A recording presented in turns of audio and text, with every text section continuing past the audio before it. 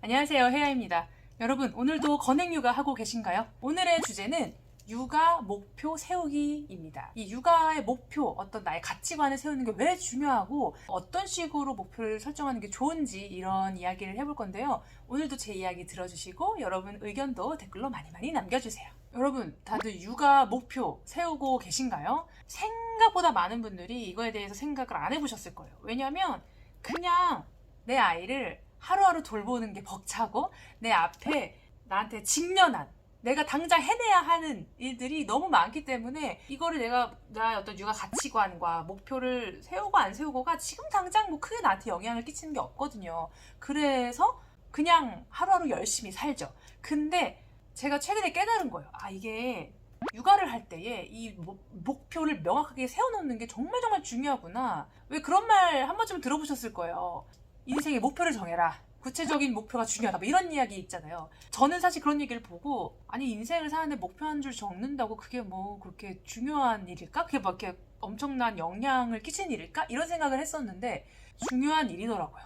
목표를 설정하는 게 왜 중요한가? 첫 번째 이유는 나의 에너지와 시간을 좀 아낄 수 있게 됩니다. 그러니까 한마디로 삽질을 안 하게 된다 이거예요. 제가 최근에 아이 영상을 다 내렸잖아요. 결론적으로는 다 내렸으니까 어떻게 생각하면 제가 그동안 열심히 쏟아부은 나의 에너지, 시간을 이렇게 쏟아부어서 만들어낸 나의 어떤 그 결과물들을 다 내렸고 좀 허무하기도 하고 속상하기도 하고 그랬거든요. 내가 어떤 육아에 대한 목표, 나의 가치관을 처음부터 좀 진지하게 생각을 해서 명확하게 정해놨더라면 영상을 다 내리는 이런 슬픈 일은 일어나지 않았을 텐데 내 유튜브의 방향성이 진작에 잡혔을 텐데 뭐 이런 생각이 들면서 좀 아쉬웠어요.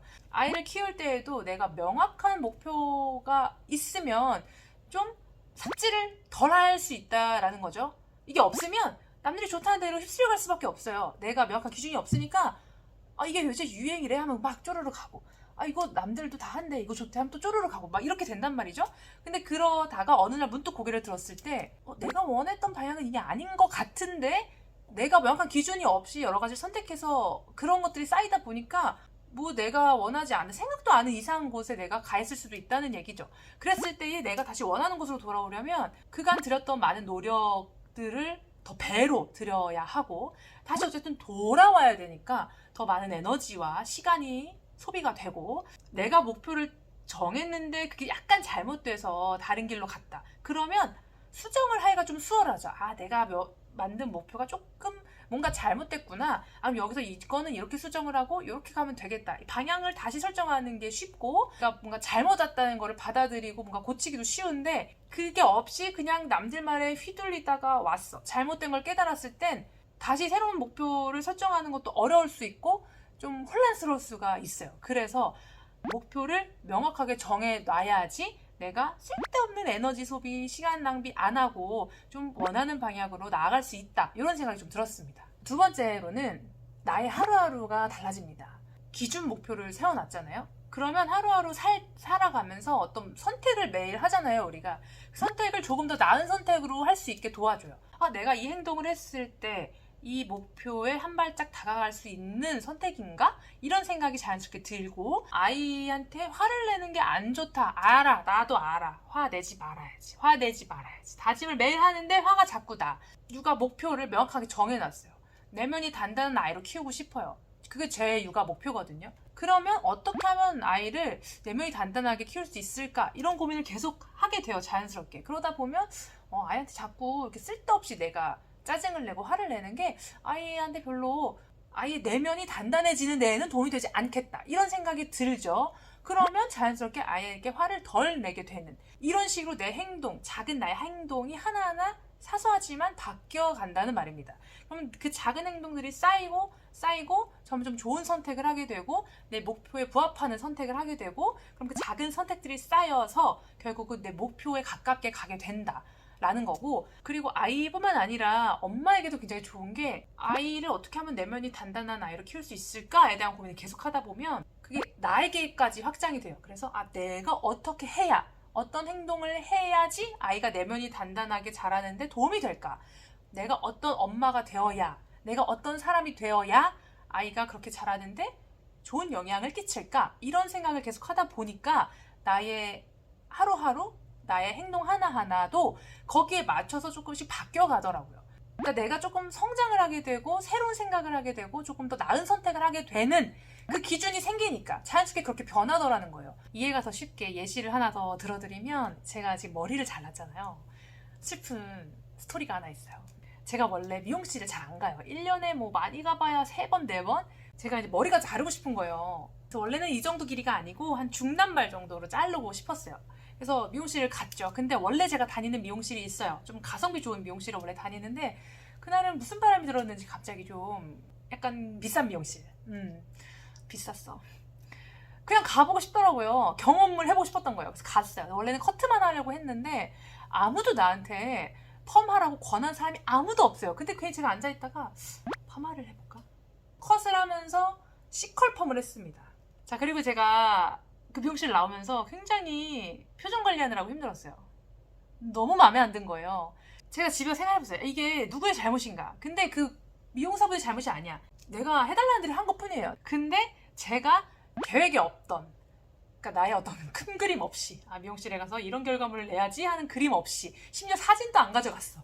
그 상태로 아무 미용실이나 갑자기 즉흥적으로 들어가서 머리를 하니까 마음에 안 드는 거예요. 내가 선택한 건데 너무 기분이 안 좋은 거예요. 돈은 돈대로 썼지, 또 펌한다고 앉아서 시간은 시간대로 썼지, 기분은 안 좋지. 막 그래갖고 너무 기분이 안 좋아서 다른 미용실, 원래 다니던 가성비 좋은 미용실에 가서 잘라버리고 왔습니다. 근데 미용실 하나 가는 것도 내가 명확한 목표를 갖고 가야죠. 어떤 예시 사진이라도 가지고 가야지. 미용사분하고 상담을 하면서 아이고 손님 이건 고데기예요, 이렇게 안 나와요, 이런 말을 듣더라도 이건 고데기구나, 그러면은 이걸 이렇게 할까요? 이런 상담을 통해서 내가 만족스러운 결과를 받을 수가 있는데, 그런 거 하나 없이 그냥 무턱대고 즉흥적으로, 심지어 갑자기 가지고 이런 느낌으로 대충 이렇게 해주세요 하니까 대충 나온 거예요, 머리가. 제가 명확한 목표를 갖고 갔다고 생각해보세요. 기분이 나쁘고 만족스럽지 않은 결과물이 나올 확률이 줄어들죠. 100% 그 그림처럼은 안 되더라도 비슷하게는 갔을 테고, 그러면 내가 돈을 써도 기분이 좋았을 테고,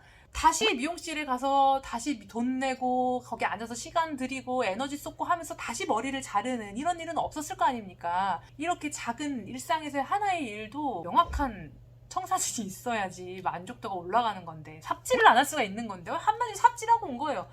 내가 이 인생을 살아감에 있어서, 또 육아를 함에 있어서 이 구체적인 목표가 없다면 진짜 그냥 삽질하다 끝나는 거구나. 그냥 아무 생각 없이 사라지는 대로 살면 안 되는 거구나. 거듭 말씀드리지만 저의 육아 목표는 아이를 내면이 단단한 아이로 성장시키는 것입니다. 근데 이제 이렇게 목표를 명확하게 정해놓고 나니까 좀 편안해졌어요. 제 마음이 좀 편안해졌고, 어떤 선택을 할 때에 좀 쉬워졌어요. 선택을 하는 게. 그러니까 그 이전에는 뭐 하나 살 때, 아이 물건을 하나 살 때도, 아이랑 어딜 갈 때도, 아이에게 뭘 해줄 때도 내 행동 하나하나 막 이런 식으로도 했었어요. 뭐 검색을 해보는 거야. 예를 들어 내가 짜증을 좀 냈어.